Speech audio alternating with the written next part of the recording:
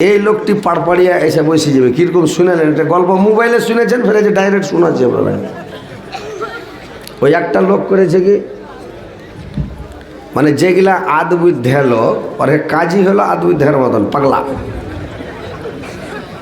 তো খেপা করেছে কি, একদিন আগে ঢুঁড়ে বেড়েছে কোনটা ঘাস আছে, ঘাস কাটবেলা ঘাস ঢুঁড়ে বেড়েছে। তো ঘাস ঢুঁড়ে বেড়েতে বেড়েতে করেছে কি খেপা, এখন জায়গায় দেখছি যে মেলাটি ঘাস, এক বোঝা ঘাস হবে, টেনিস মিটারের পাঞ্জরে ঘাস লেগেছে, এক এটা উঁচা। তো একদিন আগে দেখে এসছে, তার পরের দিন চাইলে ঘাস কাটতে গেছে। তো যেদিন গেছিল ওই দিন চশমা লাগিয়ে যায়নি, বিনা চশমাতে ঘাস দেখেছে, সুবোঝা ঘাস লেগা আছে আঞ্জারটা একবার। আর খেপা লোক তো যেদিন ঘাস কাটতে গেছে, সবুজ গাছের চশমা চোখে দিয়ে চলে গেছে ঘাস কাটতে।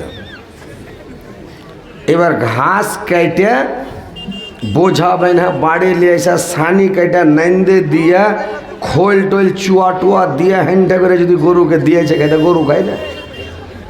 তার মানে রাইতে টেনিস মিটার ফুটে, টেনিস মিটারের তেল পুড়ে পুড়ে সব সাদা হয়ে গেছে। তো এই খেপা হচ্ছে সবুজ গাছের চশমা চোখে দিয়ে গেছে, তো ঘাস লাগছে সাত, মানে ঘাস সবুজ লাগছে, কেটে এলে এসে সানি কেটে দেয়। গরু তার বোকা লয়, গরুকে তখন ওই পুড়া পুড়া লাগছে, মানে সাদা লেগেছে, তখন গরু আর খায় না। তখন বুঝলেন, এত কষ্ট করে ঘাস কেটে লেনু, সানি কেটে লেনু, গুঁড়া ছিটাইনু, খোল দিনু, চুয়া দিনু, নুন দিনু, আটা দিনু, তাও গরুতে খায় না। ব্যাপারটা কি চিন্তা ভাবনা করছে যে চশমা খুলে যদি দেখছে তো ঘাস কাটানো সবুজ তো ধলো কেন হয়ে গেছে, ইচ্ছম করছে এরকম কেন হয়ে গেছে রে ভাই, যে ঘাস কেন সাদা হয়ে গেল, কি তো গরুতে খাবে না ঘাস। কি তখন চ্যাংড়াটা খেপা হলো, আর বুদ্ধি তো পেটে আছে, একবারে তো পেটের খেপা লয়। তখন চশমা খানটাকে নিয়ে যায় আর গরুর চোখে দিয়ে দেয়, গরুর চোখে লাগিয়ে দিয়েছে। তো গরু যখন গরুর চোখে লাগিয়ে দেয়, তো গরুকে দেখে ঘাস সবুজ লেগেছে, তখন আইমি করে খেতে লেগেছে। খেতে খেতে সবটি সানিকে খাইয়া ধো। তো ওইরকম এই যারা খাড়িয়ে আছে, মানে জায়গা পাই না, এই সবুজ গাছের চশমা খানটা লেজার চোখে লাগিয়ে দাও, এদিকে মেলাই জায়গা পড়ে আছে, ওরা দেখতে পাবে যে হ্যাঁ খালি জায়গা আছে, দৌড়িয়ে চলে আসবে। এমন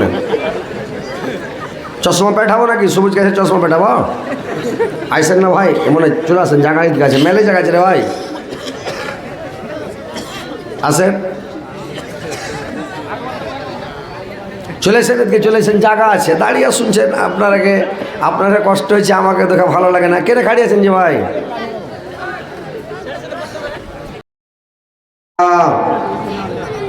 একটু জোরে বলেন ভাই আলহামদুলিল্লাহ।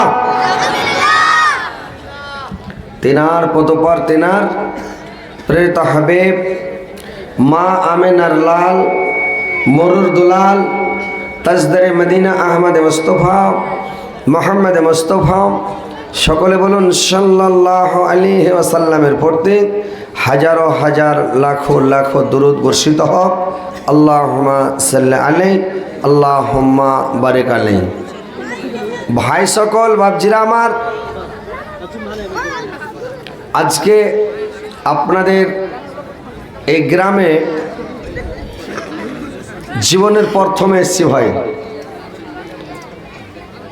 জালসা করতে, কিন্তু এই রাস্তা দিয়ে মনে হয় গেছি একদিন, এই ভিতর দিকে একদিন না দুদিন এই এলাকায় জালসায় গেছি, কিন্তু আজকে আপনাদের গ্রামে দগরিজিয়া গ্রামে জীবনের প্রথম এসেছি। যাক আলহামদুলিল্লাহ, গ্রাম খুব বড় গ্রাম, লোকজন আলহামদুলিল্লাহ ভালো, অনেক লোক, কিন্তু আপনারা বিহারের লোক, জালসা ভালো শোনেন, জালসার মহফিলে বসেও থাকেন, আর আদব সহকারেও বসে থাকেন, কোরআন হাদিস মন্দির শোনেন। তার মানে বিহারের মাটিতে আমার জালসা করা একটু বেশি, বাঙ্গাল থেকে বিহারে বেশি জালসা হচ্ছে আলহামদুলিল্লাহ। তো মানে যা দেখতে পাচ্ছি, বুঝতে পারছি যে বিহারের লোক জালসা ভালোই শোনে। আমাদের বাঙালের রাত যদি 12টা বেজে যায়, ও যতই বড় বক্তার ওটা বক্তা আসুক, উড়ে যাবে সব, শুনবে না। হ্যাঁ, আর আপনার হে জালসা ফজর পর্যন্ত চলবে, ফজরের পরে একটা বক্তা দেবে, তাও লোক বসে আছে, শুনবেই লোক। তো তো যাক আলহামদুলিল্লাহ, ভালো মানুষের ভালোই নাম। তো এই আপনারা যে গেটের কাছে ভিড় লাগিয়ে আছেন, এটাই একটু মানে অসুবিধা মনে হচ্ছে। আপনারা জায়গা পান না ভাই, জায়গা আপনারা পান না।